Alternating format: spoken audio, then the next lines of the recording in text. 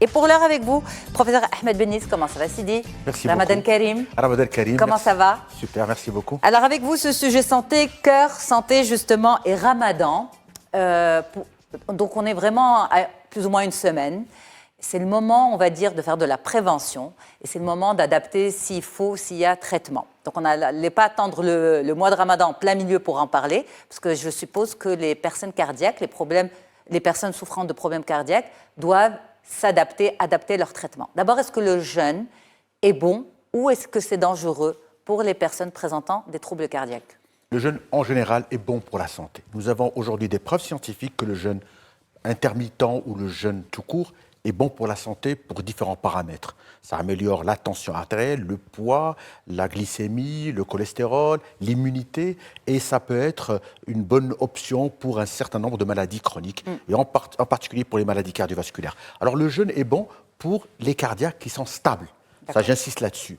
Le jeûne est bénéfique pour les personnes qui ont une maladie cardiaque stable, c'est-à-dire si on prend quelqu'un qui a une hypertension artérielle parfaitement contrôlée, qui a une maladie coronaire qui est stable, qui ne pose aucun problème, ou qui a de l'insuffisance cardiaque qui est bien maîtrisée sous traitement. Par contre, les patients qui ont une hypertension non contrôlée, qui ont fait récemment un infarctus du myocarde de moins d'une année, qui ont fait un accident vasculaire cérébral, une angine de poitrine, qui ont une insuffisance cardiaque non stabilisée sous traitement, à ce moment-là, le jeûne n'est pas permis. La règle essentielle, c'est qu'il faudrait absolument que le rapport risque-bénéfice soit le plus bas possible. C'est-à-dire que le bénéfice doit être très important, et ça, c'est une évaluation médicale qui va être faite par le médecin traitant. Alors justement, nous sommes le samedi 25 mars. Est-ce que c'est une période, donc à une semaine plus ou moins du mois sacré de Ramadan, est-ce que c'est une période où vous sentez que vos patients, professeur Bennis, sont un peu plus sensibles à leur santé? Est-ce qu'ils viennent vérifier si tout va bien? Est-ce qu'il faut le faire justement? Il faut le faire. Normalement, on prévoit 4 à 6 semaines une évaluation, un examen où on évalue le patient, on évalue ce qu'il ressent, les symptômes qu'il ressent, son état, est-ce qu'il répond bien au traitement, est-ce qu'il est bon, est-ce qu'il est stable, est-ce qu'il ne pose aucun problème. Et à partir de cette évaluation, on va dire, c'est du cas par cas. Est-ce que vous pouvez jeûner ou vous ne pouvez pas jeûner en fonction de l'état cardiaque du patient. Et en même temps, c'est l'occasion pour donner des conseils, informer les patients, discuter, essayer de convaincre. Par exemple, il y a des personnes qui sont un peu convaincues qu'ils doivent jeûner malgré tout. À ce moment-là, on essaie de leur montrer que leur état cardiaque ne permet pas de jeûner. On voit de plus en plus de personnes qui sont un peu âgées, des femmes de plus de 80 ans, de 70 ans, qui ont plusieurs retards, qui ont du diabète, qui ont de l'insuffisance rénale, chez qui le jeûne peut être problématique. À ce moment-là, on essaie de les convaincre, on les convainc. On essaie aussi de discuter avec la famille pour pouvoir convaincre les personnes qui ne peuvent pas fumer, qui ne peuvent pas jeûner, c'est-à-dire à ce moment-là qu'ils ne jeûnent pas. Par contre, pour les personnes qui sont stables, qui ne posent aucun problème, à ce moment-là, on les autorise de jeûner. Alors une question, quand vous dites le jeûne n'est pas bon pour ces personnes, pourquoi? Est-ce que c'est parce qu'il y a un traitement à prendre à heure fixe et donc ça, il faut pas, on ne joue pas avec les médicaments, ou bien c'est le fait de ne pas ingérer d'aliments et de liquides qui, à ce moment-là, avec la maladie cardiaque,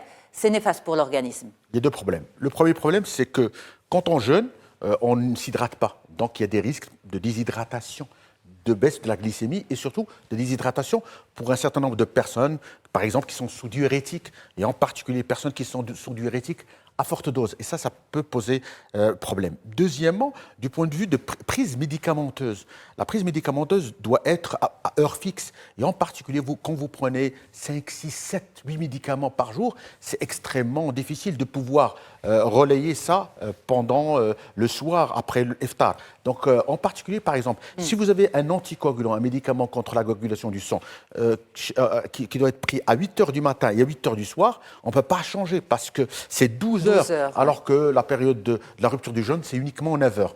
Et on a aussi par rapport à la prise médicamenteuse, c'est-à-dire vous savez que quand on prend un certain traitement, il nous faut en général 5 semaines pour que le traitement puisse être équilibré au niveau de la pharmacologie. Et c'est pour justement maintenir cette pharmacologie, surtout quand il y a plusieurs prises médicamenteuses, ça pose problème. Une autre chose qui est intéressante, c'est que nous avons de plus en plus de personnes qui sont, comme j'ai dit, âgés, qui ont du diabète, qui ont de l'insuffisance rénale, qui ont de l'insuffisance respiratoire, qui ont des facteurs de comorbidité. Et donc, le jeûne peut constituer une surcharge un peu pour leur organisme. C'est pour ça que on va évaluer, on va voir ce que ça peut rapporter. Mais en général, toujours la règle qu'on suit. Est-ce que ce jeûne va apporter un bénéfice pour la santé de cette personne ou est-ce qu'il y a un risque? Ok. Alors justement, vous avez dit, pour les personnes, le jeûne est en général bon pour la santé, à part pour les personnes qui ne sont pas stables, mais les personnes qui sont stabilisées peuvent jeûner. Comment ces personnes stabilisées, mais qui sont quand même réellement malades, sous traitement, peuvent rester vigilantes à leur état de santé et justement à l'impact du jeûne sur leur organisme? C'est une question extrêmement importante. Vous savez que quand on écoute son corps, et on est en parfait équilibre envers ce qu'on sent et ce qu'on est. Et donc, l'organisme, quand il est en défaillance, en déséquilibre, il nous envoie des alertes.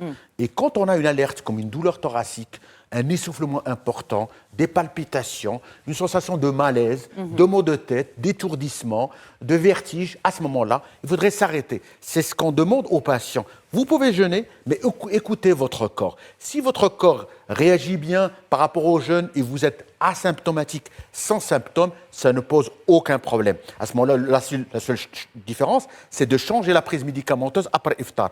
Par contre, lorsque votre organisme lance des appels, vous dit « attention, j'ai des douleurs à la poitrine, j'ai un essoufflement ou un étourdissement ou je ne peux pas », il ne faut pas résister, il ne faut pas aller contre l'organisme et il ne faut pas forcer. C'est ce qu'on demande. Ça peut être fatal, professeur, vous avez vu des...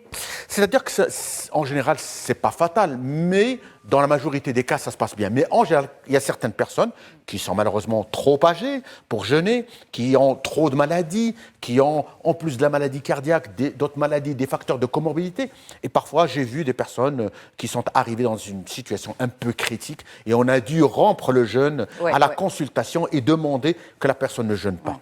Alors justement, on est là ensemble, on profite de votre présence avec nous pour aussi faire le point. Où en est-on aujourd'hui avec la maladie cardiaque au Maroc? Alors la maladie cardiaque représente une des premières causes de mortalité, de morbidité dans notre pays. On peut dire aujourd'hui sans se tromper que ça tue plus que les cancers, plus que les accidents de la voie publique. Encore plus depuis la Covid? Exactement. Alors avec le Covid, encore les choses se sont aggravées parce qu'on a de plus en plus de personnes diabétiques. On a à peu près 13 à, on dira, 13, 15, 20% de la population est diabétique. On a des hypertendus. Le tiers de la population est hypertendue. On a 32%. À cause de la Covid? Non, en plus. 32% des hommes et 34% des femmes qui sont hypertendus. À partir de quel âge? À partir de 40 ans. On a une proportion de personnes qui fument qui n'est pas encore compressible. 40% de la population hypertendue. Hypertendue, 30% diabétique. Exactement. Et donc une proportion, les deux, j'imagine. Exactement. Et vous savez que quand on est hypertendu, on est dans la moitié des cas diabétiques. Et quand on est diabétique, dans 50%, on est hypertendu. Donc c'est lié. Ce sont des maladies qui sont liées. Et ça, c'est quoi? C'est le mode de vie. Le mode de vie. L'alimentation, la sédentarité, la cigarette. Nous sommes une population, nous ne bougeons pas assez, nous prenons du poids. Il y a des personnes qui fument, il y a des personnes qui ne font aucun exercice physique, il y a des personnes qui mangent pas de façon saine, et il y a de l'hérédité, il y a du cholestérol. Tous ces facteurs vont malheureusement entraîner un vieillissement assez rapide des artères, le dépôt de graisse au niveau des artères et par conséquent, le développement de l'hypertension après 40 ans, l'infarctus du myocarde, l'accident vasculaire cérébral et le tabac, j'insiste encore là-dessus, qui est un facteur majeur du risque cardiovasculaire. Vous savez, il faudrait aujourd'hui profiter du mois de Ramadan pour pousser les gens à se défaire de leur dépendance. Le tabac, par exemple. On estime aujourd'hui, quand on arrête de fumer pendant un mois, on a beaucoup de chances d'arrêter de fumer définitivement. Définitivement, c'est ça. Alors justement, ça aussi, c'est le rôle des médias de vous accompagner dans cette sensibilisation. On est ensemble sur Médiane TV. Vos messages avant Ramadan, justement, la veille du mois de Ramadan, professeur, pour toutes ces personnes qui doivent faire attention à leur santé, rétablir leur alimentation. Enfin, comment on peut faire pour baisser tout simplement ce 40% d'hypertendus 40% de Marocains hypertendus et 30% de Marocains diabétiques. Comment on peut faire baisser ces statistiques? Alors, pour baisser les statistiques, il y a d'abord, il y a une responsabilité individuelle. Nous sommes responsables de notre corps. Nous ne devons pas fumer. D'abord, ni jeunes, ni femmes, ni adultes, on ne doit pas fumer. Zéro tabac. Deuxièmement, zéro tolérance. Zéro tolérance. Et ça, c'est extrêmement important. Deuxièmement, faire de l'exercice physique. Quand je dis faire de l'exercice physique, ce n'est pas du sport. Bougez pour votre santé. Donnez-vous 30 minutes à marcher, à bouger pour votre santé. Et puis une alimentation saine, salade, légumes et fruits, 5 légumes et fruits par jour. Et puis, surveillez votre poids. Et à partir de 40 ans, surveillez votre glycémie, surveillez votre pression artérielle, surveillez votre cholestérol. Et puis, si on observe ces mesures, aujourd'hui, vous savez qu'on peut éviter jusqu'à 80% des accidents cardiovasculaires. Alors justement, certaines personnes vous disent pendant le mois de Ramadan, je prends du poids. Donc, vous dites qu'il faut profiter du mois de Ramadan pour chasser ces addictions. Donc, comment justement sensibiliser encore plus? Alors, ne vous jetez pas sur l'alimentation à la rupture de l'iftar. Ne mangez pas trop. Ne prenez pas de poids. Prenez peu de sucre. Prenez peu de graisse. Et puis, arrêtez de fumer. Il y a certaines personnes dont le premier réflexe après la rupture, c'est de fumer, prendre la cigarette. Et donc, ça peut donner des infarctus et des occlusions des artères du cœur ou du cerveau. Ne fumez pas. Et puis, si vous décidez à faire de l'exercice physique, vous ne pouvez pas devenir du jour au lendemain des champions olympiques. C'est pas ce qu'on attend, c'est juste la santé. Doucement, doucement. Marchez, une bonne marche pendant 30 à 45 minutes. Ne dépassez pas vos capacités. Allez-y pour le plaisir et bougez pour votre santé. Professeur Ahmed Bennis, merci infiniment d'avoir passé ces messages dans On se dit tout. Et on reste ensemble puisqu'on a encore un autre sujet à discuter. La pandémie est toujours là, malheureusement. Elle a fait des dégâts, pas seulement sur la santé. On parlait du cœur avec vous, professeur, mais aussi sur le développement psychomoteur des enfants. On va en parler tout de suite avec Sarah Hay. Restez avec nous.